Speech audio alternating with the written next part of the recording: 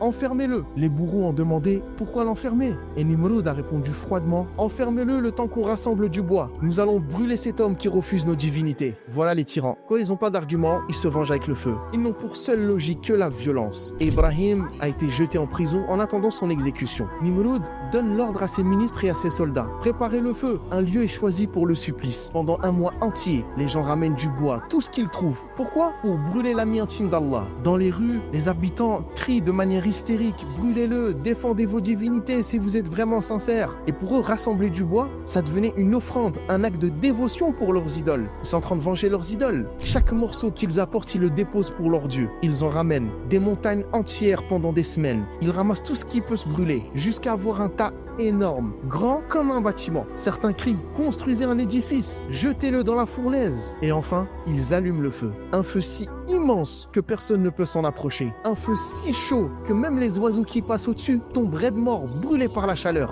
Et c'est pour ça que le Coran, Allah l'appelle une fournaise. C'est pas juste un feu, c'est un mur de flammes. Et quand tout est prêt, Nimrod ordonne, amenez-le, attachez-le avec des cordes. Mais les soldats hésitent. On peut pas s'approcher de ce feu. Si on le prend, on l'attache et on le jette par nous-mêmes, on sera brûlé même avant même de le jeter. Alors Nimrod s'énerve. Il dit, vous savez quoi? Mettez-le dans une catapulte. Une catapulte, oui, t'as bien entendu. Celle qui lance des rochers et des grosses pierres pendant les guerres. Ils veulent projeter Ibrahim dans les flammes comme un projectile. Imagine la scène. Ibrahim, attaché, seul, sa femme et quelques proches pleurent, impuissants. Et tout autour, la foule scande. Aujourd'hui, on brûle Ibrahim. Aujourd'hui, on défend nos divinités. Et soudain, Jibril, l'ange Gabriel descend. Il s'approche d'Ibrahim et lui parle doucement. Oh Ibrahim, as-tu besoin de quelque chose? Veux-tu que je fasse quelque chose pour toi? Dis un mot et je te sors d'ici. Et attention, c'est pas une promesse en l'air. Un seul souffle de Jibril, le feu s'éteint. Un seul cri de lui et toute la foule disparaît. Un seul ordre et la terre entière se renverse. Ibrahim a juste à dire un mot, un seul mot. Mais à votre avis, qu'est-ce qu'il dit? Est-ce qu'il demande l'aide de Jibril?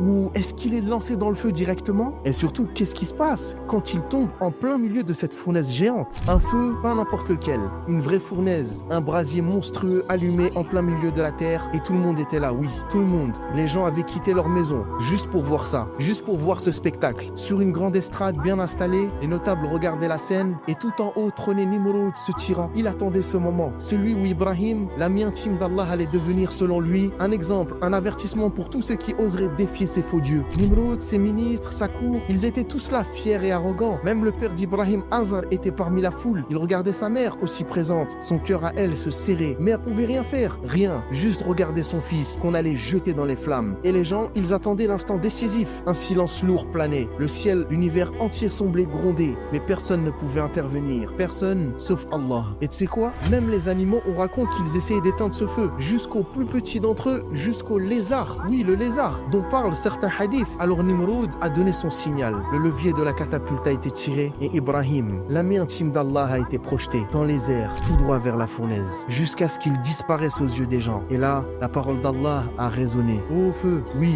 Allah a parlé. Ô feu, sois fraîcheur. Mais pas seulement fraîcheur. Parce que si elle avait été seulement fraîcheur, Ibrahim aurait souffert du froid glacial. Alors Allah a dit, ô feu, sois fraîcheur et salut pour Ibrahim. À l'instant même où Ibrahim est tombé dans le feu, une seule chose a brûlé, ses cordes. Juste ça, les cordes qui l'attachaient. Et le reste, rien. Le feu entier est devenu fraîcheur et salut pour Ibrahim. Ibrahim, l'ami intime, s'est tenu debout dans la fournaise. Et tout autour de lui, c'était doux, paisible. Ô feu, sois fraîcheur et salut pour Ibrahim. Qulna ya nar, kouni bardan wa salaman ala Ibrahim. Et les gens, eux, regardaient, choqués. Ibrahim, lui, s'est agité sur son trône. Approchez-moi de l'estrade. Je veux voir comment il brûle. Et là, surprise. De loin, Azar, le père d'Ibrahim, l'a vu debout dans le feu, priant tranquillement, invoquant Allah. Le feu ne l'avait pas touché. Et Azar s'est dit en lui-même, quel excellent Seigneur est ton Seigneur. Sa mère